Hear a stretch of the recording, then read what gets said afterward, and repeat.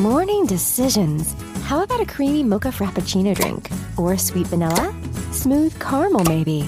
Or a white chocolate mocha? Whichever you choose, delicious coffee awaits. Find Starbucks Frappuccino drinks wherever you buy your groceries. This podcast is part of the Robots Radio Rocket Club, a program designed to help all podcasts reach their full potential. For information about joining the Robots Radio Rocket Club, check out robotsradio.net. Welcome to the Final Fantasy Lorecast, a podcast dedicated to the history and lore of the Final Fantasy series. Join us as we take a deep dive into the different worlds, characters, and so much more. Welcome back, Warriors of Light, to our another episode of the Final Fantasy Lorecast. I am one of your hosts, Ben of Temeria, followed by my two other hosts, Trey. Hello. And Steven. What's up? And obviously, we have to dive more into the iconic things that make the Final Fantasy series them. But before we do, I have to get this out. We had a very big weekend this past weekend with the Final Fantasy Fan Fest.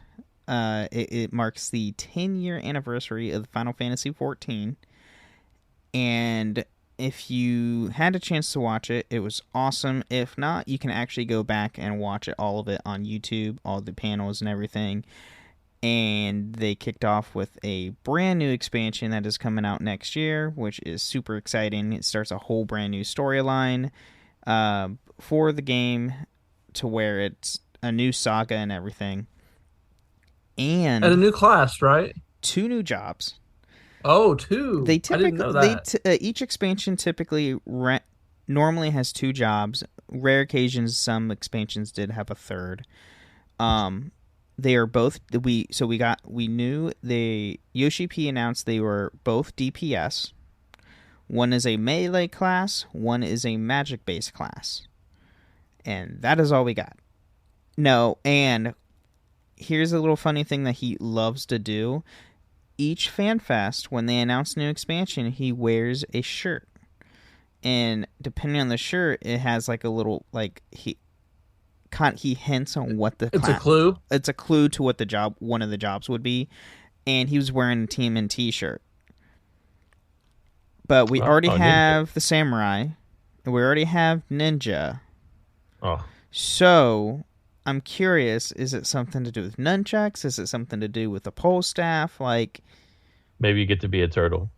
I don't know about. Well, that's if there's a Ninja Turtle class, I will buy whatever tier I need to get that class. And there's some speculations. It could be a class, or it could be a job to where you switch between like 4 different weapons or something like that, which would be interesting. But I don't know how they would do that.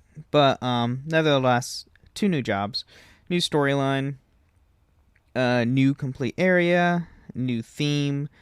The trailer looks amazing, and yeah, and best thing ever, and it was finally announced, and I'm so happy for it.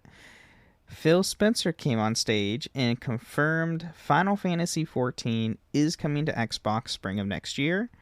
Final Fantasy XIV is crossplay throughout all PC and PlayStation currently. It will be now crossplay with Xbox when that drops. And Xbox Phil Spencer confirmed that with 14 coming to Xbox, they are going to have much of a stronger relationship between Square Enix and Xbox. So now Xbox players will more than likely be able to get new Final Fantasy titles that weren't available on the console prior. So I'm going to guess like they'll release a lot of the older games, like the Pixel Collection, which is 1 through 6. Yeah. I'm sure they'll finally probably be able to add Final Fantasy VII Intergrade probably to the series consoles, and same goes for X and X2 was on Xbox, wasn't it? No. I don't think so. No? I thought there were No, I mean, whatever they get, they should be happy with what they get. Yeah. And Xbox players, you'll get more Final Fantasy in the future, which is fantastic. But, yeah.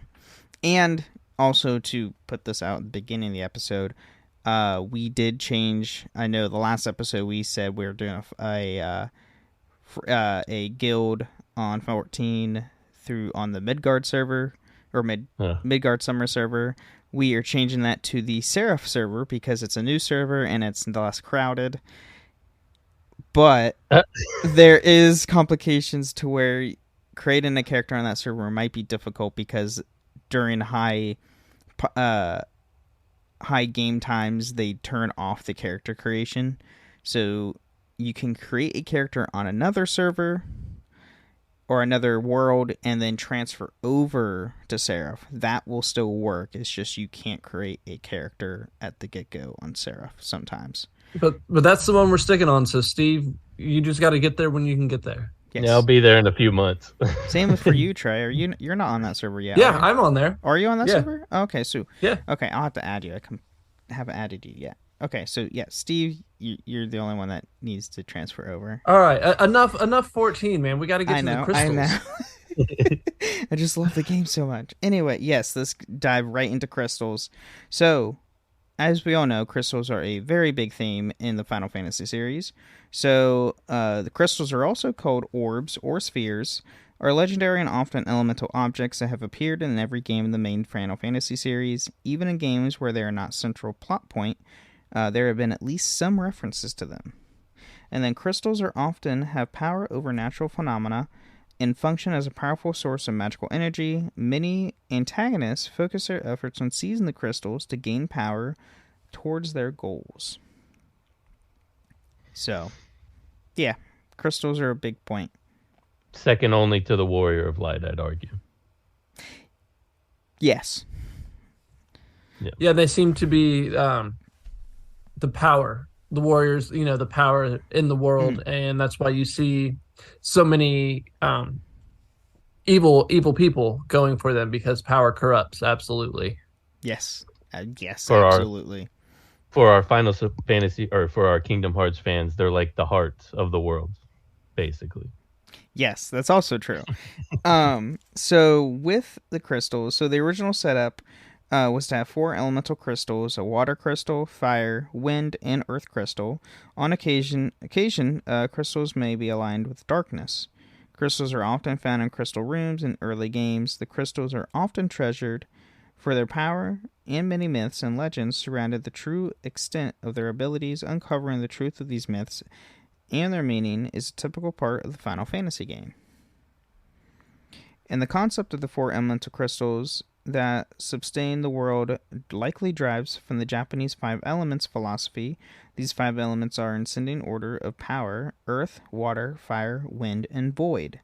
The element of void is not represented as a crystal, but many have taken the form of a void, a dimension that connects to different Final Fantasy worlds. So essentially it's like a wormhole. It's like the multiverse. The void connects everything together from world to world, and that's how you have like a multiverse in the Final Fantasy series. Good. The stories aren't complicated enough half the time. Yeah, right. Yeah, let's just have a multiverse of it all. Really go crazy.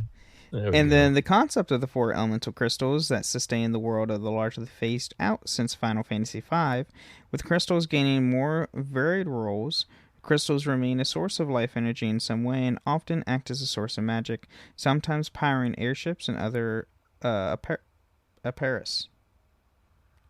That's what the word is. Apparatus.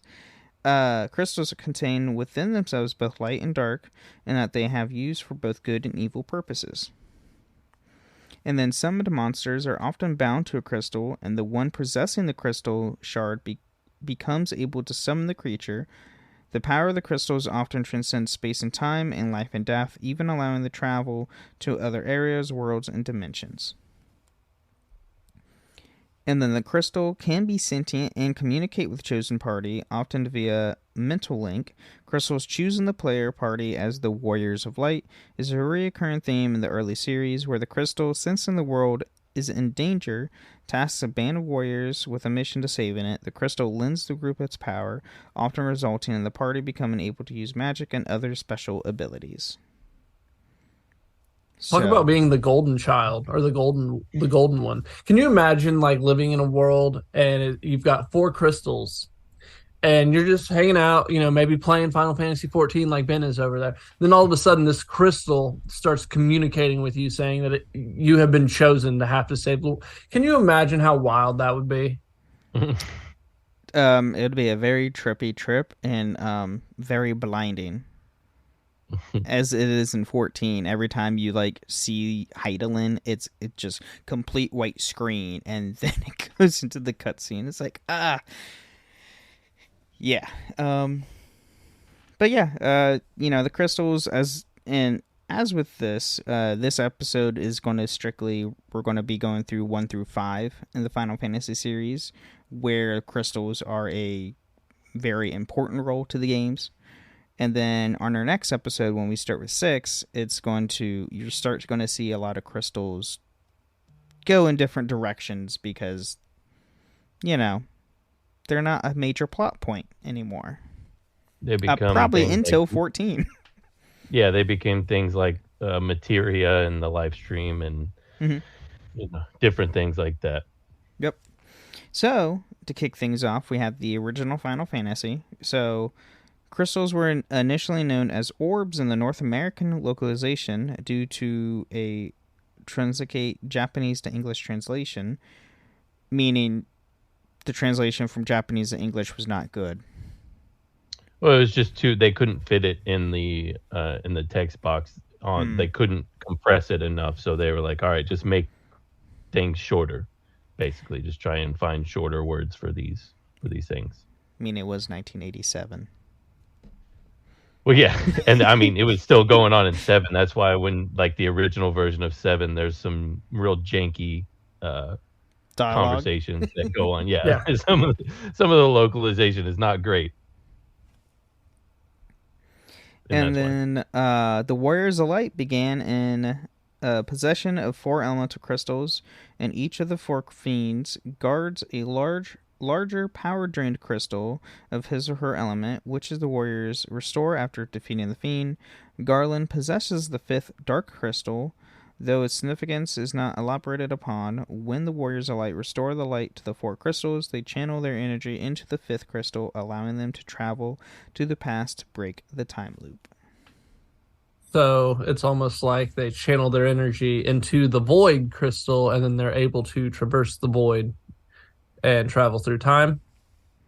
Pretty much. Seems like it, yeah. Yay, time travel. That just makes storytelling much more difficult and convoluted, but And then you need a game to come out 40 years later to explain why all that is the way it is. I mean, that might be part of the reason that they have each game being its own, because can you imagine if Final Fantasy II was like a continuation of Final Fantasy, and they tried to do that with the time? That makes me grateful that each game is its own separate universe in the series. Its own little its bubble. own sandbox.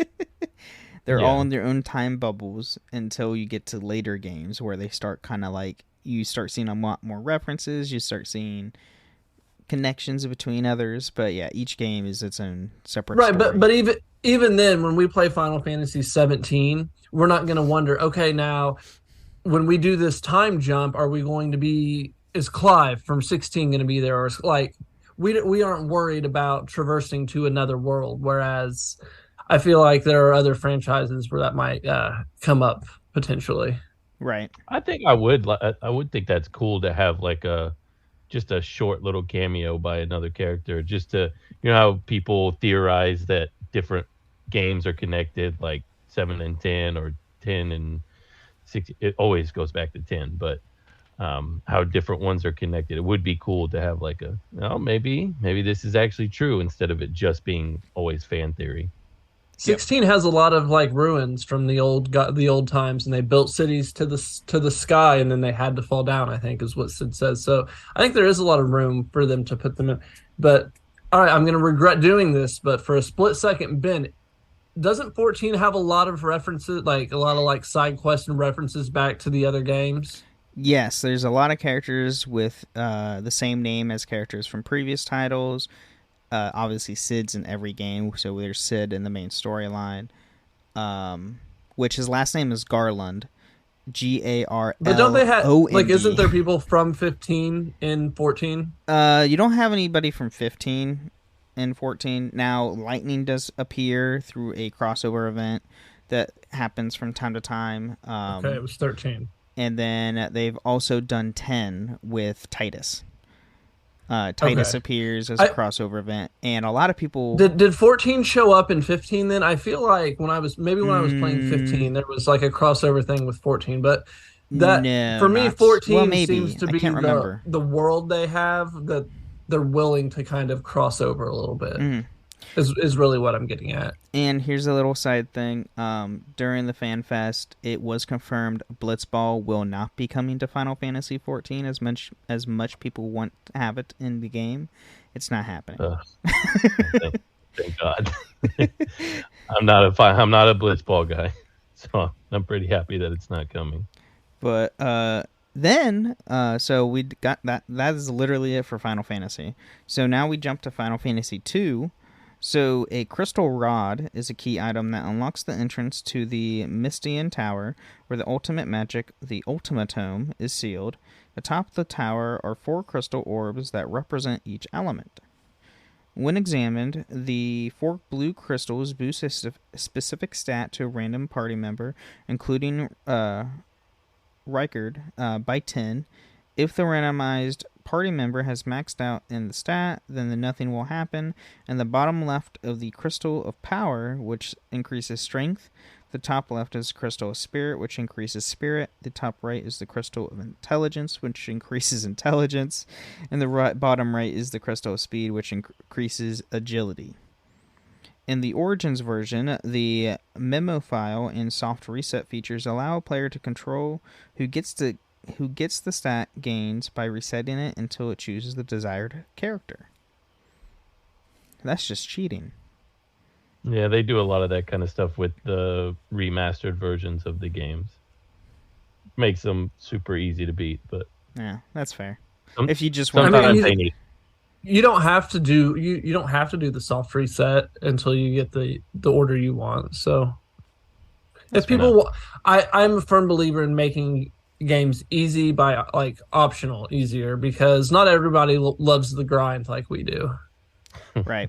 I don't know. I don't always love it. I mean, once I bought the Pixel Collection for 1 through 6, and I didn't realize all the remasters in the Pixel Collection have the experience boost in each of the games, so I can just turn that on so I can just fly and just not have to worry about the grind and just play through the story, because that's all I want. Nice. I just want the story. Yeah, especially when you have to play 6 of them. Right, and they're much older titles.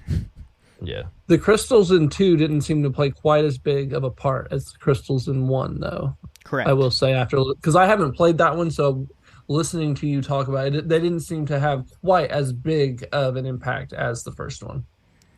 And then but that's going to change. Yes. Oh, yeah. In the center of the room where the crystals lay is the 5th crystal that is orange, the crystal of the forbidden spell that contains the Ultima Tome and teaches Ultima, which is one of the most powerful spells in the Final Fantasy series. In the bonus dungeon introduced in Dawn of Souls, Soul of Rebirth, the crystals grant menu access to the Ultima Tome in Macanon. So sure. Yeah, that's Final Fantasy 2. And then now we jump to 3. So there are 8 crystals scattered across the world. 4 exist in the light world, and 4 are found in the world of darkness. Xandy is trying to drain them of their power to create an imbalance between light and darkness. He drains the crystals on the surface world, covering it in darkness and freezing time, but is unable to drain the ones on the floating continent. Eventually, forces of darkness drain the other 2 crystals, create an imbalance, and summons the Cloud of Darkness. The Wind Crystal chooses 4 children to go out and restore the balance, and gives the crystals back their power. And then after the 4 youths find each crystal, they are given new job classes. Once the youths are given the powers of the 4 crystals of light, they enter the world of darkness and must defeat the 4 guardians of the dark crystals and attain the aid of the warriors of dark. They use the 4 crystals of darkness to make the cloud of darkness invulnerable. And then another crystal is found in Goldor Manor, but it is a crystal made of pure gold, as with everything Goldor owns. The Warriors of Light initially suspect the gold crystal is the Earth crystal, but are mistaken, and the gold crystal has no special powers. Now I still really want to play 3. Right? Yeah, that's just like, oh, hey, it's an Earth crystal because you think it's gold, and all Earth crystals are typically a goldish color. And then turned out it's basically a dud. Yeah. Great. This one sounds like Dragon Ball Z. the 8 orbs that they gotta find. Yep. You mean the 7? I enjoyed them just doubling up, being like, you know what's better than 4 crystals? 8 crystals. We have 4 in this world and 4 in another. Let's just make things even more complicated. I wonder, like, it says that they gain the powers after they get them. I wonder, obviously, since I haven't played it, if they get, like, a specific element. Well, I know, I mean, if we go back to our last episode when we were going over 3, each time they get to a crystal, they're one step behind to where, isn't it destroyed? Is that 3 where it gets destroyed? No, that's 5. That's 5. Okay, I'm confusing myself now. There's a lot of games. So I also haven't played it, but it looks like they have default jobs, and then each crystal has jobs under it. So the wind crystal jobs are warrior, monk, white mage, black mage, red mage, thief. Fire is ranger, knight, thief, scholar, geomancer, stuff like that. Ooh. Interesting. I like that. Ooh. Can geomancer be the new job magic class in 14? It's always back to 14 with you, but I do like the tie-in. That is well done. But with that, we're going to take a short mid-break, and we will be back with more crystals. Did you know Sam's Club isn't a store? It's actually a club. With cool finds and, like, a whole community. It's a club. Of course, Jason. It's in the name. Sam's Club. Oh, yeah. Come join us. Sam's Club.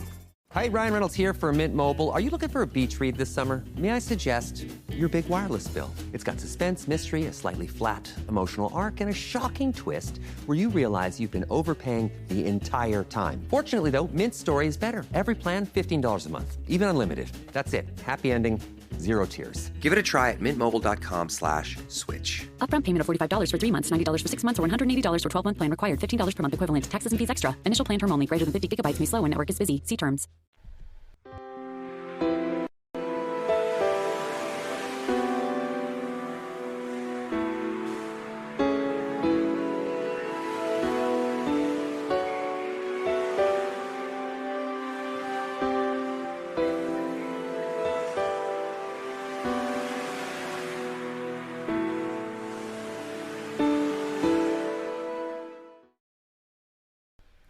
All right, welcome to the middle of the show where we talk about everything with the podcast that has nothing to do with the lore of Final Fantasy. And at this point, I just want to thank everybody who still keeps listening to our show. It really helps us grow. And if you want to support the show, there's a few ways you can do that. One, you can leave us reviews or ratings on Spotify and Apple. If you leave a 5-star review on Apple with some words, we'll read it out loud the next time on the show. And if you leave some on Spotify, you can leave a comment on each episode. And if you leave some nice words on an episode, we'll read that out loud on the next time on the show. And this week, we actually have 2 Apple reviews to read. So the first one's is a long one. So it is 5 stars for Good Reason by the Blind Orc. Even though only the first episode is out, I'm in love. I've been sitting here for 15 minutes trying to find the words to say, but I'm no writer, so I might as well just be blunt. I love this podcast, the people hosting it, and the community who listens to it. The community seems Seems every bit family to me, and I'm so excited to see another Lorecast and a Final Fantasy Lorecast nevertheless. At this point in time, I've never seen another Final Fantasy Lorecast, which is surprising because the Final Fantasy series has been running for so long and so much depth and lore, and I can't wait to get into it. Joining the Robots Radio community was probably the best decisions in my life. Everyone is so talkative and supportive, always up for a friendly debate. The hosts are incredibly friendly, constantly engaging with the community. I would recommend not only listening to this podcast, but joining the Discord as well. May the crystals guide you.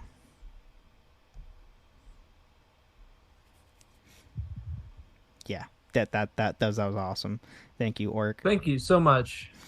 And then the second review we have is 5 stars, amazing podcast by Courier7.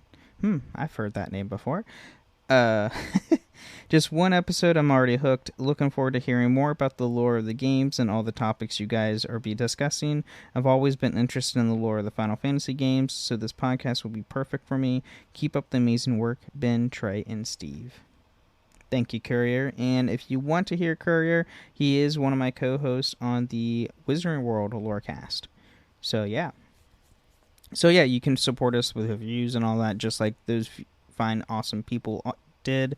And then you can now support us on Patreon at patreon.com/Final Fantasy Lorecast, to where you can get ad-free episodes, and there's even a tier to where you can join us on the end of every month on the show, and we can talk about anything Final Fantasy of your choosing.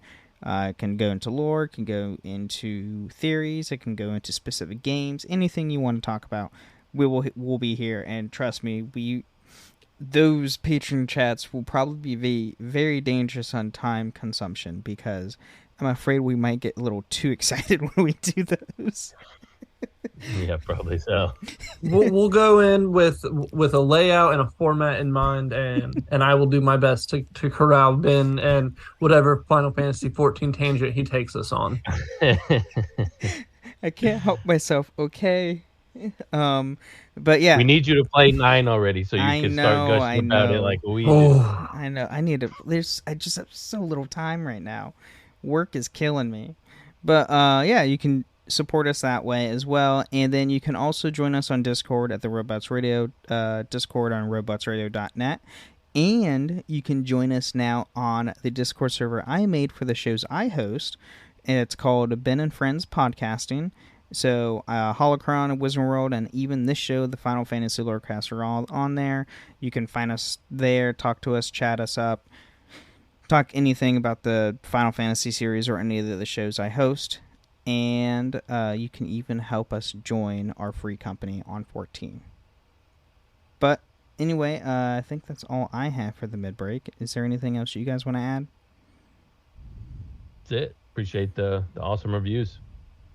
Yeah, shout out to our Red Mage, Caballo. Yeah, Caballo, awesome. Red Mage. And I still want to know where all the other Warriors of Light we've had, what your jobs are. I need to know. Let us know in the Discord. And then can I tell you I finally picked mine? Whenever I created yours? my character, I went with Dragoon. Or Lancer. Lancer to then go into Dragoon. Yep. Yeah. And then after Trey, Dayon, and Trey, you're a Conjurer, right? Yeah. Nobody likes to heal, so it's something easy to do in most games. I can just sit back and heal and get a feel for the game, because I don't know the mechanics. I don't know all of that. And I feel like that's a good role to dip my toes in. We appreciate somebody doing it. Yep, I normally play DPS and tank, so healings, I've never really dived into healing. So, but yeah. You can... And I'm petty, so like if you upset me, then I just let you die. Oh, no. Oh gosh. Oh no. Toasty's in the chat too. Oh boy. Hi Toasty. But yeah, anyway. Toasty is someone I would never let die. Well, that's good to know. But yeah, let's get back into it. And there is an exit queue. Don't forget, Trey.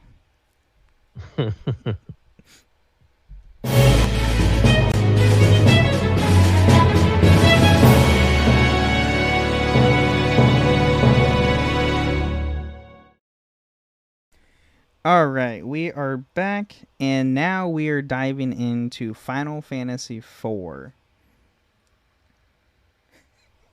And Toasty's just like, I appreciate that for the person I've never met before. I salute you. So, with Final Fantasy IV, there are 8 primary crystals. The 4 elemental crystals form the light crystals and are kept in the overworld, and the crystal of water is in Mystia, the crystal of fire is in Dumkan, the crystal of wind is in Fabul, and the crystal of earth is in Troria. Gosh, the names of these places. I was gonna say, do you think they, whenever they create the names for these places, do they just make a bowl of alphabet soup and just whatever they see, that's the name? I mean, I guarantee you, in Japanese, it probably makes sense. But then once it translates to English, it probably they have to do some weird finagling and use the alphabet soup for that. they're so close to easily pronounceable words and names. Like you look at it and you're like, oh, I'm going to be able to say that, and then you try to say it and just nothing, like just word salad comes out of your mouth, just nothing. Yeah. Yeah. So there are also 4 dark crystals kept in the underworld. The location of the 2 of these crystals are never revealed, but one is kept by the dwarves in their castle, and one is found in the sealed cave. If all 8 crystals are gathered in the Tower of Babel, it has been told that the Way of the Moon would open. Gathering the crystals would actually summon the great giant of Babel, an enormous autonomous robot war machine. The Lucian Lemus wants to have the giant destroy the Earth, so the Lumians would settle there and use Golbets to do so. Many crystals are revealed later, such as the 8 crystals of the moon and a crystal that appears in the battle with Zeomus. See, the Tower of Babel, that's actually that's a real correct, like from Christianity. Correct. So. That is from the Bible, the Christianity of, I forget the Tower of Babel what book it's in exactly, but I don't know. I haven't read it in a while. And the giant robot of Babel, I forget I think it goes by a different name, if I recall. Yeah,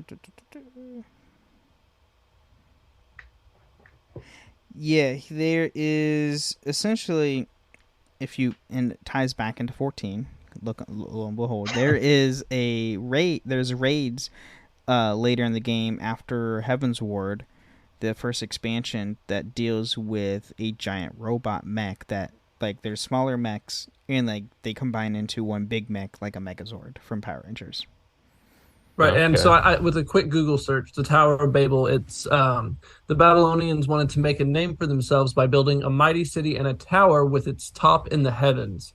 God disrupted the work by confusing the language of the workers so that they couldn't understand each other anymore. So they built a tower in the Bible, and then here they were building a tower for the Way of the Moon. And then you have the Lunarians. I'm guessing that could be like the angels, with the moon being like to heaven type analogy. Interesting. And then the crystals of the moon are sentient and responsible for sealing Zemus's power for the time being. The crystal that appears in the battle against Zemus is an item said to make Zemus vulnerable. Golbets tries to use it, but only those born of the light can do so. When Cecil Harvey uses it, Zemus becomes vulnerable, and Cecil and his friends defeat it. And the crystal of flight rests within the lunar whale, and is used to transport the heroes to the moon and back. The Elder of Mystia implies the crystal's power. The lunar whale, and in the 3D remake release, several crystals are embedded in parts of the airship. And another fun thing, the lunar whale is a mount you can buy on the Final Fantasy XIV online store. It's expensive. It's like a $30-$40 mount.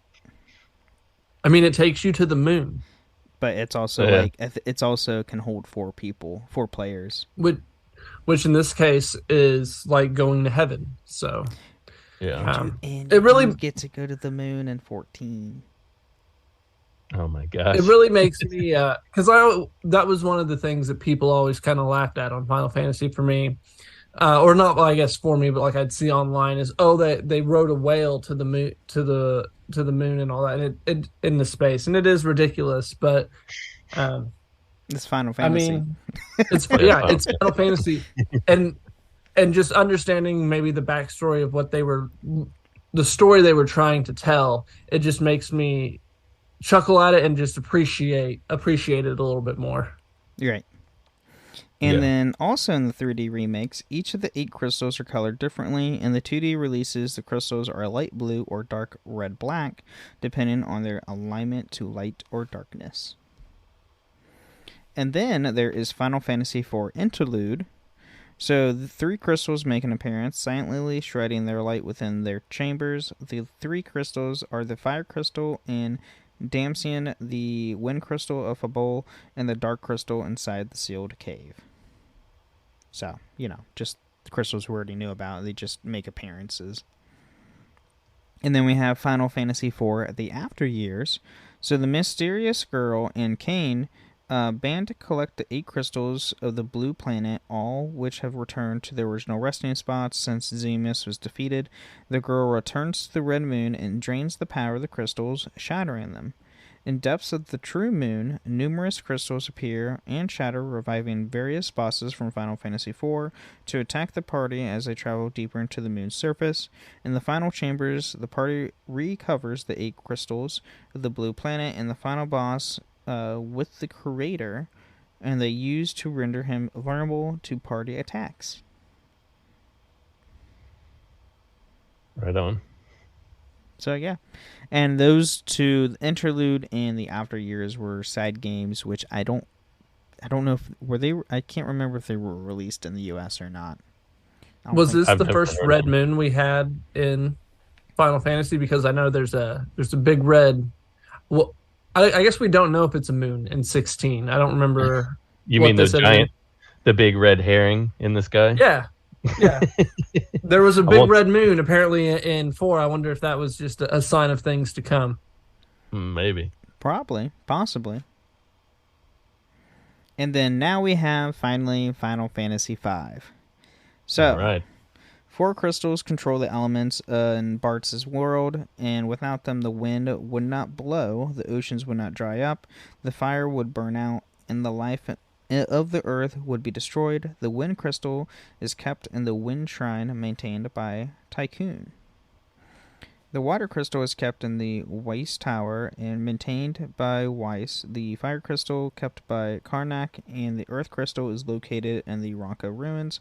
30 years ago, the Warriors of Dawn used the power of the crystals to seal the malevolent warlock Exdeath within a cave, and where the power of the 4 crystals gathered.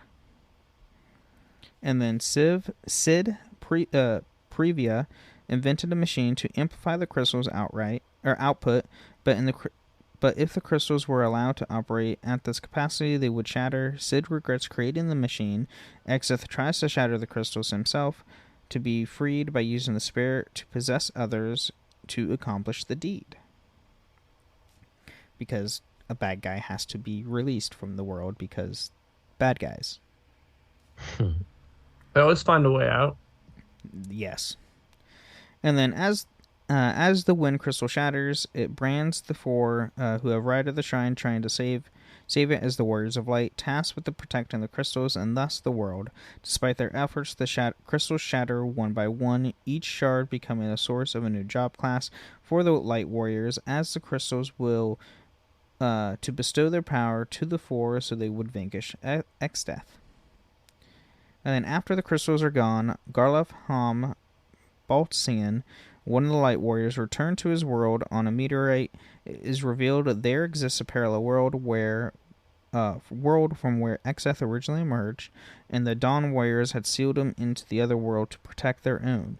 After Exeth was freed and the crystal shattered, he fled back to his own world, and Garlef and the others follow suit, ready to continue the battle.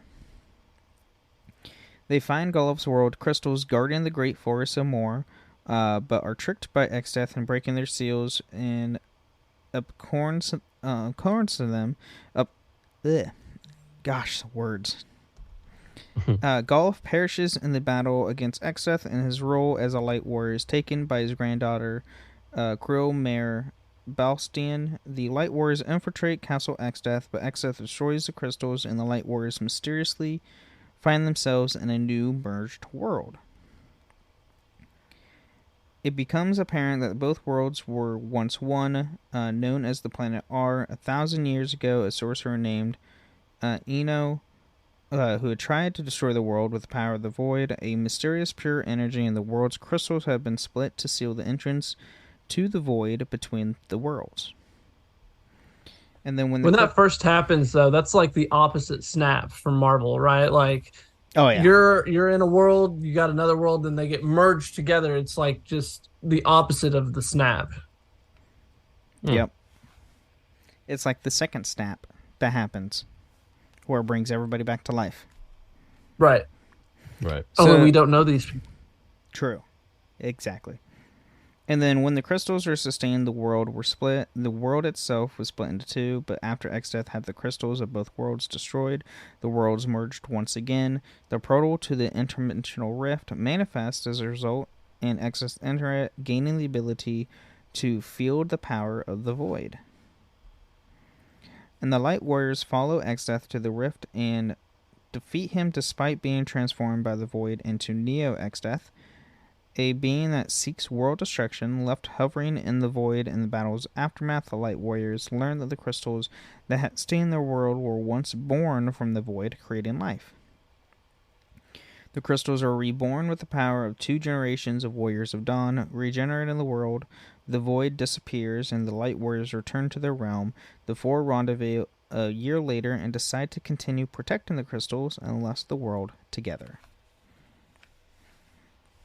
So, that's 5. Don't we love a happy ending? Right. And then we have, last but not least, we have another side game, Final Fantasy Legend of the Crystals. So, Raw Devil's forces were stolen the crystals of earth, fire, and water. Sensing something in the mist, Linea's grandfather sends to her check on the wind crystal, and the spirit of Mid-Previa have been residing in the crystal and using Lydia's body to hide the crystal from Raw Devil's forces. Now, before I get further, just one little thing left. Mid-Previa is always a character. Mid is always a character that is highly connected to Cid. Either by family line or by association or anything like that. Most games, Mid is typically Cid's daughter or granddaughter, depending on how old Cid's going to be. Yeah. So is this movie the first time we have Mid show up in the Final Fantasy series? Possibly. I can't tell you for sure. I don't remember. I don't remember bringing it up before. This is a movie? Yeah, I've never seen it, but yeah, it is an anime that was released in 97 and 98. It's not out on DVD. I've never seen it, but it takes place 200 years after Final Fantasy V. Okay. I've never even heard of this. I hadn't either until we started talking about this. That's true. And then Linnea is captured and later rescued by Preds, Vulcus, and Rogue. The other 3 crystals are reclaimed, but not before Raw Devil had already transformed himself into their power.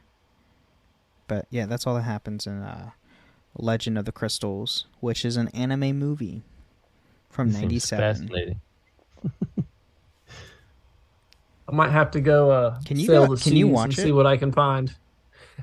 It's not on DVD apparently, so unless you have the VHS, you could probably go to YouTube and find it, or something like that. I'm looking it up right now. I mean, yeah, you can watch it on YouTube. Nope, there you go. Boom, there you go. It's on YouTube. Everything's on YouTube. Let's be honest. Pretty much, yeah.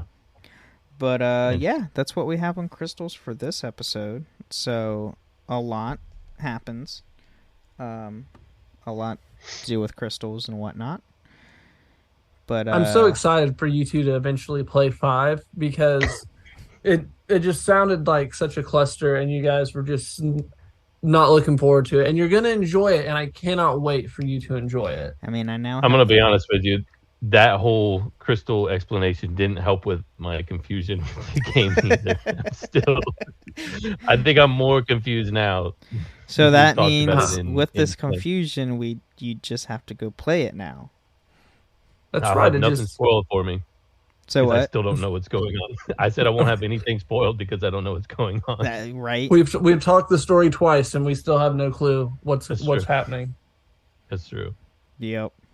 But is there anything else you guys want to add to this episode with crystals for 1 through 5?